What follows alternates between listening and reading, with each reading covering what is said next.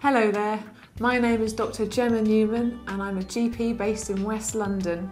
Today I'd like to give you a few great tips to improve your general health and prevent a variety of problems.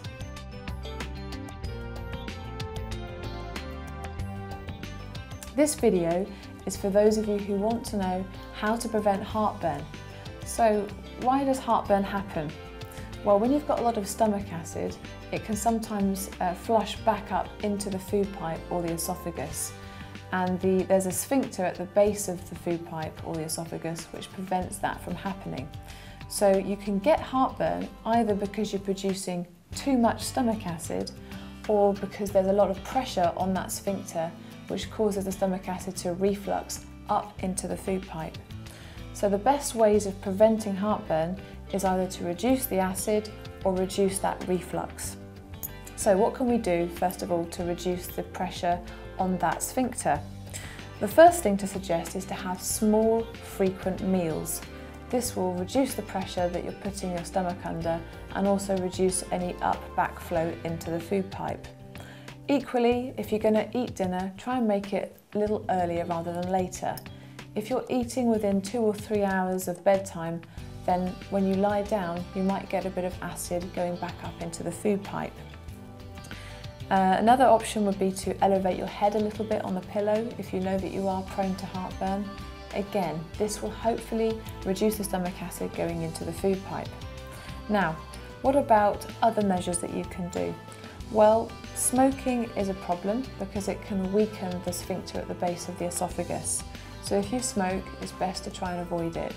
Also, smoking is more likely to cause abnormal cells to develop at the base of the esophagus, and it means you're more likely to develop esophageal cancer. Obesity is another problem because it again can put pressure from the stomach and push it up into the food pipe. It's also more likely to cause a hernia into the stomach, which causes more heartburn. So if you can lose weight, then do so. What about things that you can do to actually reduce the amount of acid that you're producing? Well, everybody has slightly different triggers for their heartburn, but common things that can cause it would include fizzy drinks, caffeine, sometimes spicy foods, tomato-based foods or chocolate. And you need to look out for these dietary triggers in you. It might actually be worth keeping a food diary so that you can look out for your own personal triggers and try to avoid them. If you can, then avoid tight-fitting clothes or belts if you're known to have heartburn, because this can sometimes aggravate it as well. Another thing that you can do to reduce your risk of heartburn is to try and limit your alcohol. Alcohol is another big trigger for heartburn.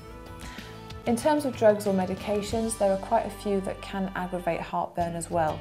Specifically, anti-inflammatory medications like ibuprofen, naproxen or diclofenac, as well as aspirin and also some forms of antidepressants.